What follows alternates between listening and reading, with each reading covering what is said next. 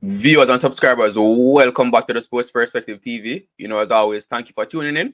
Really appreciate you being here and taking your time to watch the videos, and interacting with the videos as well, right? So in this video, we're going to be looking at the match between the Guyana Amazon Warriors and the St. Lucia Kings.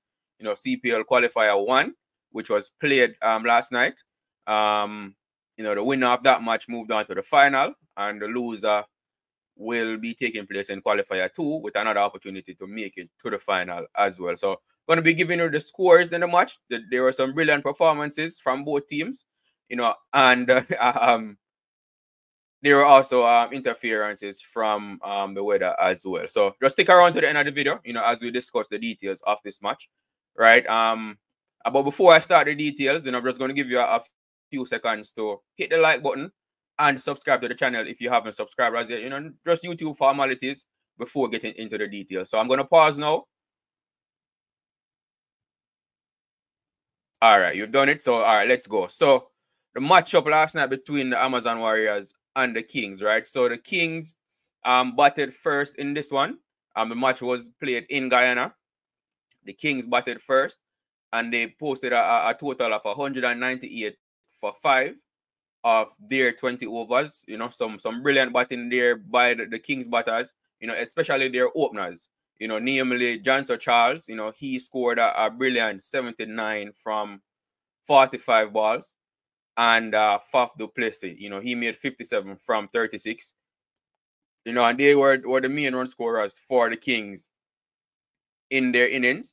In fact, they put on a 124-run partnership, before the fall of the first wicket. So brilliant batting by both Charles and Duplesis. Also contributing for the Kings was Tim Seaford. He made 18 from 11. Rastan Chase also made 18 from 17. And they were the highest run scorers for the Kings, right? But I must give a huge shout out to Charles. This CPL has been brilliant for him as well. He scored over 400 runs. I think he's the third highest run scorer in the tournament this year. So a huge shout out to Charles. I know Charles is someone that gets a lot of criticism from us, the fans, at times. But he's been producing. And it's interesting to see actually that both him and Hetmeyer, both players, both of whom weren't featured much. In fact, Charles didn't play any of the matches in that South Africa series. And Hetmeyer only came in during the last match, right? And both of them, have played really well in this CPL season. Again, just stating their claim to Coach Darren Sammy, that they are still here and still up for the task when it comes to West Indies duty. So the Kings made 198 for 5 of their 20 overs. The Amazon Warriors in return, like I said earlier, it was a rain-affected match, right? So rain paused the game a few times, right? During the Amazon Warriors innings. And in fact, when the match ended, it was due to rain, right? So the Amazon Warriors in reply, they got to 106 for 4 before the rain completely stopped play, right? But this was when the match was ended. The rain had interrupted the match a few times before as well, and hence they got to because as you know, with the CPL there is a cutoff time. There are there's extra time allocated, but once that time elapses, then the match has to be stopped, right? So, and we saw it in the match between the Warriors and the Knight Riders as well, right? So 106 for 4 is what the Warriors got to. Ramadullah Gerbaz, he made 24 from 18. Kimo Paul opening innings with him, he made 14 from 15. Shea Hope made 27 from 22, and Hetmeyer was left stuck on 37, not out from just 18 balls. So Hetmeyer was actually batting well. He was doing his best to keep the Warriors in the game. But unfortunately, the rain had something to say, and the rain had the final say, right? So after 13 overs, the Warriors were required to be at a score of 121 if they were to lose 4 wickets, and they were only at 106, which is why they ended up losing the match by 15 runs on the Duckworth-Lewis method, right? So what really affected the Warriors here in this match was really the amount of wickets they lost, right? Because if they were at 106 and they've only lost 1 wicket, then I think they would have won, right?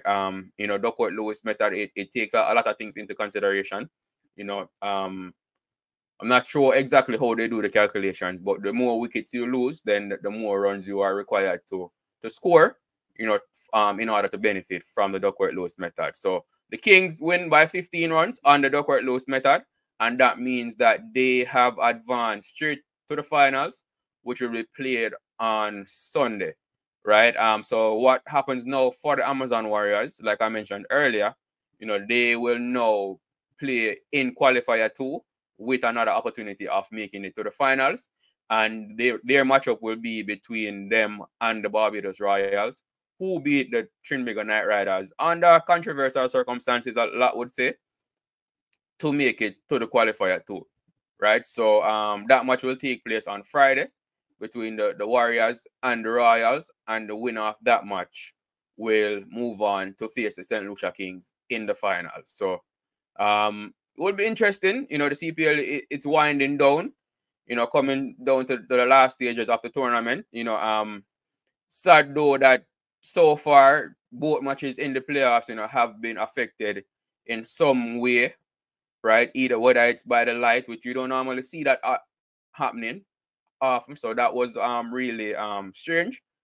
And no, due to the weather in the second match, you know, causing the match to be curtailed. And you know, you want to see it, especially when it comes to the playoffs, you know, you want to see full matches being played, you know, because the full matches being played, both teams having an opportunity to bat their full allotment of 20 overs. You know, that gives them the best chance of winning the match. And from a fan's perspective, especially whether you're watching or you're in the stadium, you want to see a full game of cricket played. You know, the CPL, it has been a good tournament so far. You know, I must say, in all around, apart from the mishaps that happened now in the match between Trinidad and the Royals with the light. You know, apart from that, you know, it's really been a good tournament. You know, from the fan support, you know, the quality of cricket that's been played, you know, just the overall competitiveness of the tournament. You know, it's been really good. So, you know, you want to see that continue in the playoffs, but you know, you have no control over the rain, right? And that's a part of cricket as well. So that will happen from time to time. You know, the issue with the light, you know, it's a strange one, you know, to put it mildly. I've never seen that happen watching cricket, right? But as I say, some people have it as being, you know, a deliberate act to get the Night Riders out of the tournament.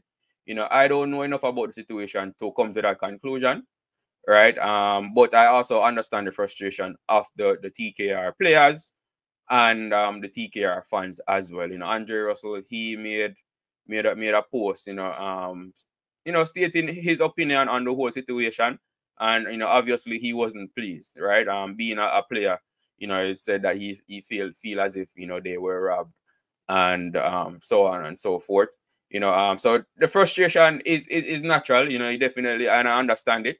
You know, again, you know, to play in such a tournament, and then to have to get eliminated from the tournament under those circumstances is definitely frustrating. You know, it's not pleasing, and so you can understand his frustration, understand the frustration of the fans overall. But you know, it happened.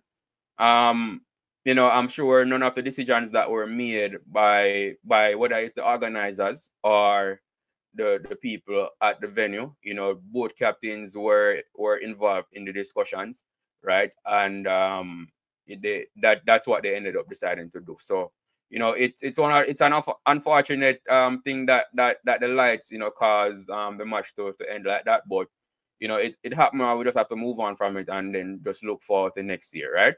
Or just look forward to the rest of the tournament as fans, right? But that's all I have for you in this video, viewers and subscribers.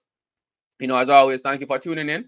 You know, do remember to like the video, you know, subscribe to the channel and share your thoughts in the comment section. You know, based on what you've seen so far, who do you think will win the CPL this year? You know, the Kings are looking good. You know, there's no TKR now, but you know, Guyana is still there. They are defending champions. So there's still a lot to play for, you know, between the three teams that remain in the tournament. So definitely share your thoughts in the comment section. as to who you think will be taking home the CPL this year. As always, thank you for tuning in, and I will see you in the next video.